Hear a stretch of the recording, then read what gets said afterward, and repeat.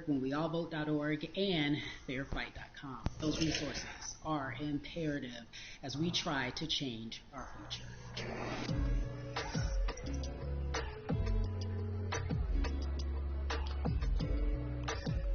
Yeah, la. There's no way that we can talk about hip-hop, or even the fact that we want to talk about activism, black voter suppression, without bringing in this guy straight from Port Arthur, Texas. We are talking about Bun B. He is an activist, a scholar, and an all-around gentleman. Thank you so much for spending some time with us. Bun, I don't want to start heavy, but I guess I have to, because that's where we are in the world today. It's heavy as hell. And when you think about what needs to happen in this country in terms of change, what's the first thing that you think of? Equality. That's pretty much the first thing that comes to mind, right? Black people need to be seen as equals in this world. You know, we had to fight just to be recognized as a full citizen in this country, and not 3/5. The world is now seeing what we've known for so long in the culture and in the community. The one way that we can fight is obviously voting. Talk to me about what voting means to you. I hear people all the time talking about one vote doesn't matter and that voting doesn't make a difference. If that's true, why do they work so hard to suppress the black vote? Because they understand the power of the vote. And so it's time that black people collectively also understand the power of their vote. And not just on a national level. A lot of times we only have this conversation every 4 years. People need to be very much involved in their local politics. They need to understand who their elected officials are, where they stand on issues that affect you. You need to use your vote to either support the ones that care about you and your condition, or to elect people who do. A newer initiative that we're dealing with is educating felons, right? So in the state of Texas, if you're a felon, right, if you've been to jail or to prison, but you're no longer on probation or parole, you have the right to register to vote. Another thing that was just brought to my attention is an initiative called Orange, which is happening not just in Houston, but all over the country. If you're in jail currently during pretrial, but you have not been convicted, like you're still in jail waiting for your day in court, you are still eligible to vote. And you said something so key. They work so hard to hope that we stay uninformed, but more importantly, to suppress the black vote. If you could do one thing with this message that we're trying to send today about how important voting is, what type of images would you like for people to understand and see when they go to these polls and vote, or when they cast their ballots? I think the images that we've all seen, you know what I'm saying, for decades in this country, if not centuries in this country, we've seen black people oppressed, we've seen black people attacked. So every time you look back and you see those old black and white images of people of color being attacked by dogs and people of color being sprayed with hoses, that's what they were fighting for. Back then, they were just fighting for a chance to vote. People like Martin Luther King Jr., people like Malcolm X, these people died to help us be in the position to have the power that we have now, which is to be able to cast a vote and make a decision about the people that have control over our lives. So, I mean, if you in your own community need a reason to vote, look at a person like George Floyd. If the people in your city are not open to police reform, are not open to having a conversation about defunding the police, are not open to issues concerning economic equality, judicial equality, and racial equality, right? If they're scared to say Black Lives Matter, you have the power to put people in position who do believe that Black Lives Matter, who do believe in racial equality, economic equality, judicial equality, right? Who see us as human beings. And if the people in your community don't feel that way, vote them out. It's that simple. Just vote them out. We don't have enough time to sit around and hope that people change their minds. Yeah, Bumpy, you point out something so important. We have the power. And that is in our vote, and that is with our voice, and that's how we use our voice. I think of where we are right now, and people say this is a particular moment, but it is a movement. Not just a moment, it is a movement. Why, in your opinion, was it George Floyd's death? Why was that the chosen brutality for people to say, oh my God, and it is I think it's twofold, Carrie. In so many different encounters between people of color and the police, there simply is no proof of what happened in the interaction. And so what happens is, in a court of law, it tends to lean towards the policeman's point of view, right? In this case, we saw very clearly what happened. I think the other thing is due to the fact that everyone was at home, basically, during this time period in relation to the coronavirus. Accidentally did that. Right? It was on every television station. It was on every social media platform. Everywhere you turned, you were constantly hit upside the head with this message. You see in the interaction that this man No, did no, no. nothing I to want to do deserve this for the stream. what happened. That's right. I think it's so well said, because if It's you for the think about stream. it, in the grand scheme of things, it wasn't worth it, and he didn't have to lose his life. I think Okay. that we brought on, So I'm you just touched on going to something give that a lot of us people some talk about, for a little bit. and that is now defunding the police. That has been such a huge conversation, but there's so many misconceptions around defunding and dismantling. If you will, educate the audience. All right, so most people, when they hear the term defund the police, they tend to think of, oh, they're going to take away our police department. Nothing could be further from the point. Defunding the police means that in certain communities, even Houston, take for example, we had over $1 billion allocated to our police force. Now, what is that money being used for? Some of that money tends to be allocated towards riot shields, right? Pepper spray, right? That kind of thing. That's only used against the people that fund this budget, right? So why would the people want to supply the police with the means to oppress them? If the police are concerned about the situations in certain communities with a higher crime rate, well, higher crime rates tend to happen in communities where there's not employment opportunities, right? There's not a lot of social services, and people are going to do what they need to do to take care of themselves and their families. When the community has more opportunities for employment, more opportunities for upward mobility, then they tend to be less of a strain on the government. They tend to have a lower crime rate. And because of that, we'll have less need for the police in those communities. You are passionate about so many different things in terms of making sure that popcorn. our leaders accountable. And then I got some cheese balls. And then I got right now, obviously, being a part of more than a vote is essential. We're dealing with primaries in this country right now. And we just want to educate people. We want to inform people, because people are tired, they're angry, they're concerned, and they want information and they want action.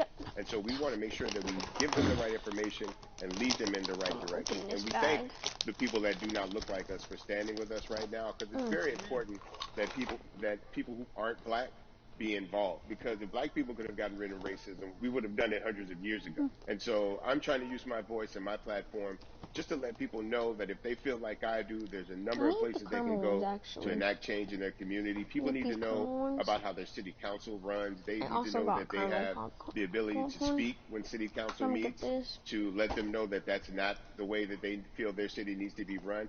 Those are not the places that they feel the money of their community needs to be allocated.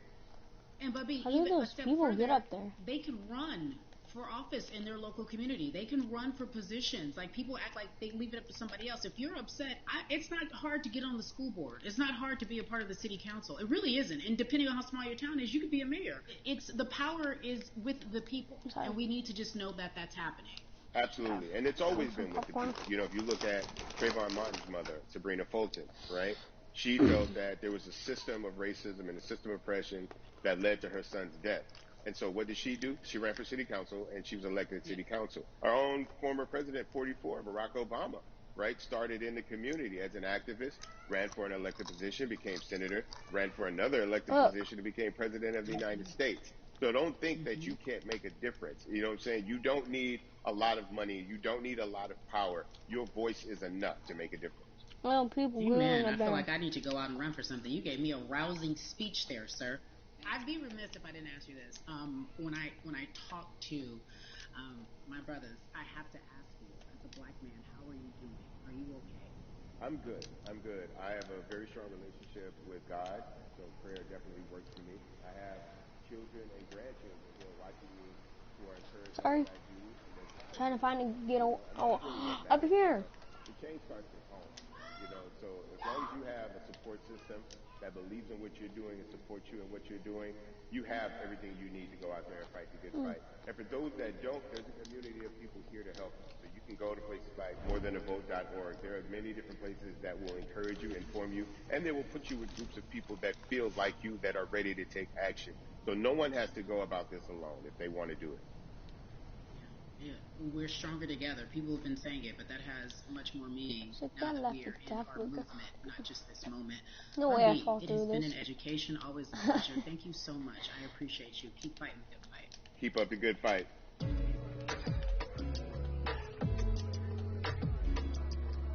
Here's the song. Yeah, la la.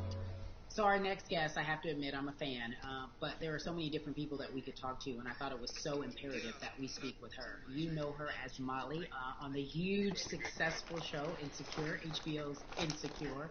She also has a comedy special highlighting her Nigerian roots, and she's an amazing podcaster. Let's welcome in Yvonne Orji, everyone. You have such a beautiful way of making things funny, giving us our medicine with some candy, right? The humor and the healing. You bring all of that to your space. And right now, as you look across this country and how everyone is so broken and so upset, if it's not social injustice, it's the pandemic, it's depression, it's unemployment, the list goes on and on. How are you doing, quite frankly? You know, I'm rediscovering self in a way that is hard, but necessary, that will lead to ultimate joy. I know it sounds like a lot, but no, I think I personally think that God put all of us on a global timeout. Like we just, America hasn't done as good as other people when it comes to timeouts because everyone else is out playing at recess, and we're still in the principal's office hoping and wishing we can come out. But I think that if we settle into the timeout and really learn the lesson that we're supposed to learn from this season, I think we'll emerge better. We'll learn how to play well with others in more ways than one. And so personally for me, I'm taking this time to learn me in a new way. I feel like I'm being ushered into a new season, and I'm getting still, because sometimes the busy confounds don't work that much. the work that we're supposed to actually be doing. We're busy doing other stuff, but we got work that we need to do on the inside, and I'm leaning into it. I'm like, dang. You know what skin I'm doing? Well, you don't, and I don't. I'm just going to check. I'm just going to do Travis Scott, you know what I mean? No, it don't matter. No. Edit style. Come on, change. We have been trying. Edit style that. Be back. Okay. That thing that happened. No, everybody was home. Everybody, was watching when George Floyd died, and everybody, no one could hide it. Everyone was watching when Amy Cooper called the cops. Like, this is a time where it's like, oh, we can't pretend it away. We can't excuse it away. No. It's a global timeout. Sit down, watch, and let's learn. And globally, it's like, hey, we were going business as usual, but it ain't usual no more. Like that's old. Anytime change occurs, it's very uncomfortable. And so right now we're sitting with we're getting we're getting comfortable with the uncomfortable. The minorities, we've been comfortable with being uncomfortable, because that to me explains just the existence for whatever we want to do, how we break into our careers, how we live our lives, how we find ourselves one of the few or one of the first. And that's a lonely road. When you look at, and when you talk about this global timeout, everybody had to pay attention to Amy Cooper. Everyone had to pay attention to George Floyd. How is that helping us as a people, as a country, during our global timeout? I think, well, one, we're not minorities, Carrie. You already know it. It's like these labels that they put on us. It's like the same way of saying like black on black violence. Also, there's no white on white violence. It's branding. Yeah, right. It's all branding. Yeah, you're right. It's like white people kill white people every single day. So no, there is no black on black violence. And if you say black on black violence, well then let's brand white on white violence. Like I watch Investigation Discovery. Ain't too many of us being featured. So, I just even but to answer your question, what does that do? I think what everyone expected is what has happened in the past when the world was still open, right? In that, okay, you had from Trayvon Martin to Castillo to Sandra, and black people made some noise. We rioted. Chat. We got out in the streets. We started the Black Lives Matter movement. All of those things, and then white people kind of just like, oh, let's give them something, and then it's just like, is it over? It's like Oscars so black. Okay, good. We gave some Oscars. Are we good now? Like, are we even? Mm-hmm. And it's now it's just Mm-hmm. like, oh no. This is not about like a band-aid. It's like, yo, we might have to amputate the leg a little bit, but it's all right because we're gonna by amputating the leg, we're gonna save the body. And so I think that's what's happening now. Like America is realizing, like, oh, black people aren't just making a little bit of noise. Like the protests are still out. The conversations are still being had. The change is still being demanded. And I think they're seeing, oh, this is not going no way. And no, it's not, because we need systematic change. What a beautiful way to explore what is happening and describe our country. We might have to amputate the leg, but that's to save the body. That's what's happening right now. That's beautiful.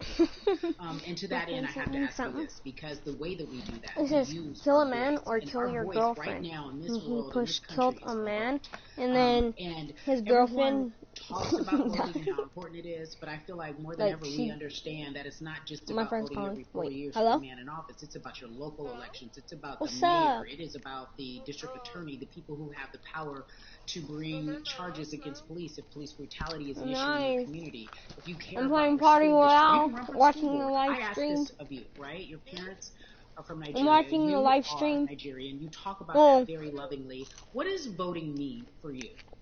I think voting is power. I remember, I became a naturalized citizen back in the 90s when, because I was still a minor, my mom naturalized, and so we were able to do it under her. Same. And just even that power of like, I'm we are just watching. citizens, I'm and just all watching the this. access that we have by being citizens, one of those accesses and those access to power being voting. Were It's a you big watching my deal. stream? It's a big deal because not only do we have the opportunity to be in this country, but now we can be of the country. We can be of the systems. We can be of the rules. We can be of Yeah. what it actually affords. But I Well, think this is too going back to boring. your So I'm gonna stop.